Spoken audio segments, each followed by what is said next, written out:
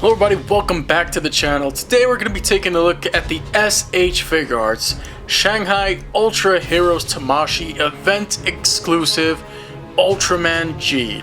And this one is one that just came out of the blue when it was first revealed, and it was an event exclusive in Shanghai.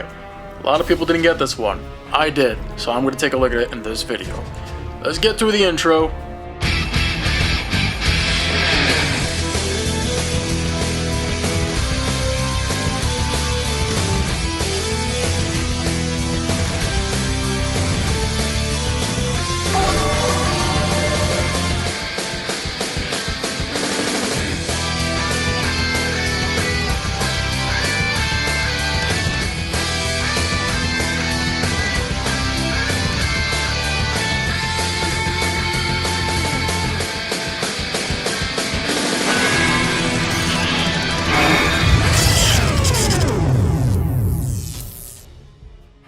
Here we have a look at the box for Ultraman G here, and we're going to do a comparison with the original release of Ultraman G. Don't forget there's also a new gen version coming out really soon. I got that on pre-order as well. When that eventually comes out, I will also do a video on that. Anyways, taking a look at the box here, as you can see, it's very minimalistic. You get a promotional shot of G using his Wrecking Burst attack, and of course the logo for the Ultra Heroes Tamashii event. All the stickers and logos, the sides here. Got this off Ami's pre-owned section, and boy was I lucky to find it for the price I did. This usually goes for anywhere from around $70 to $100 on Mandarake sometimes. If you're lucky to find one, I managed to find this one for only $35 US. I kid you not. How I managed to find them for that cheap? Well, if you're looking to import any Ultraman Figuarts, definitely check Mandarake, check Ami, and honestly, you'll eventually find a good deal on their pre-owned section. I don't know what that is. I can read. And here we have the instructions. Okay, so not really much to see here that we haven't seen already with the original release, but just take a look at this guy for a minute in its plastic container and tell me, doesn't this look pretty sweet? So this release of Ultraman G, what I think they were going for here was when Ultraman Belial as Chimera Barrows consumed and engulfed G, took him to the moon, G was starting to undergo the process of being brainwashed by his Ultra Daddy Belial.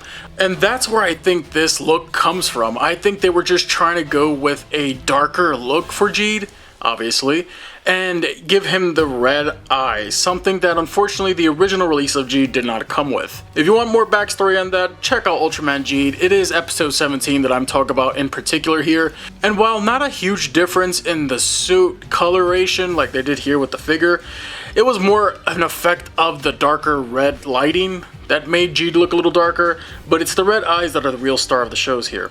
Anyways, with that out of the way, let's get into the paint details and sculpt of this guy. Change the lighting so that it's a little more easier to see some of the key differences in what makes this release of Ultraman G a little different from the original one.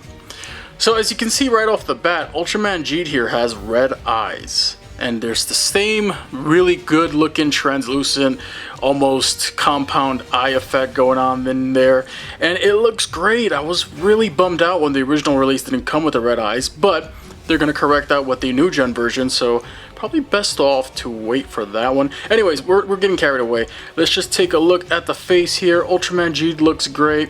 His chaotic pattern and design on his suit looks really good, as did the original release. You're gonna see a dirtier silver used here, and overall a darker color scheme throughout the body. And yes, I have his red color timer in there because I just feel it looks cooler. But anyways, yeah, you get the idea. Just taking a look at the main body. We're gonna do a side-by-side comparison so you can see what I mean. But overall, everything here looks as good as the original release did, and I really don't have any complaints in terms of the paint, details, and sculpt. Everything looks good, no QC issues to speak of. And alright, now that we got that out of the way, so looking at the side-by-side comparison shots, you're not only getting the red eyes and a darker shade of silver for the body, but you're also going to get a duller and darker red, as well as the black is pretty much the same, but once again, also a bit more on the duller side. So, yeah, overall, in terms of differences, at least when you have them side by side on your shelf, people aren't going to be like, well, they look the exact same. You know, there is a noticeable difference between the two, and I like that. I like what they were going for with this release, and it carries over to the accessories as well. So let's set regular Ultraman G over there. Before we get to the accessories, I actually want to talk a little bit about articulation, because we're basically going to retread the same grounds that we did with the original release of Ultraman G. So the head can move a good amount, including some articulation there in the neck joint. Unfortunately, the same issue with the original G release, where the arms don't lay flush to his sides, still exists here. Overall, the articulation here is just as good as the original release. We also got to talk about that. So if there's one thing that I can complain about this G release, is that unfortunately the color timer does not like to stay in his chest. He's got that orb syndrome, unfortunately, and yeah, that's a pretty big bummer. It's quite upsetting. I don't remember the original release having that same issue. Never really had that issue there. You can see that's staying on there nice and tight, but this release, for some reason, I don't know, the color timer just likes to pop out easily. Now, this could be just a me issue. If anybody else has this release, do let me know in the comment section below if your color timer is also loose. Now, let's look at the accessories here, and you're gonna notice a little bit of a difference here. First off, so in terms of the color timer, yes, you're gonna get a darker silver on the Shanghai release, but you're also gonna get a deeper, more saturated blue color timer. And I actually prefer that over the original release. I think it looks a lot nicer. Since he already has his clenched fists, we're not gonna really look at those.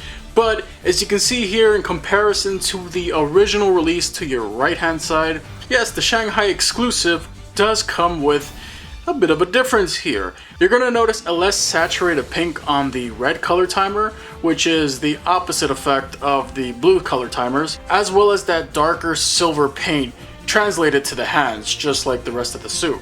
Overall, I think this is pretty cool. I like the differences here, but unfortunately, because of the color differences, you're not really going to be able to interchange those parts without it looking a little weird. That being said, the Wrecking Burst effect piece is the highlight here. The same exact effect piece, same sculpt, same mold, but in a darker red color scheme. So gone is the translucent blue, but you're gonna get that translucent red effect piece, and I think it looks really awesome.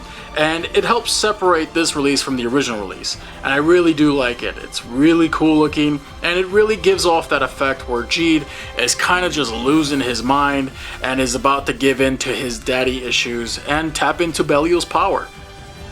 Now, just the quick size comparisons. Here we have the Ultra Kaiju DX toy of Ultraman Belial as Chimera Barros, Ultraman Belial SH Figuarts, as well as the original release of Jeed, and the Figuarts for Ultraman Tregear, or Tregear if you want to get very technical and nerdy. So overall, I have to say, this is a simple repaint at its finest. Yes, the effect pieces are a little different, especially the Wrecking Burst. You're going to see the biggest difference there, and it is a very nice difference, I might add.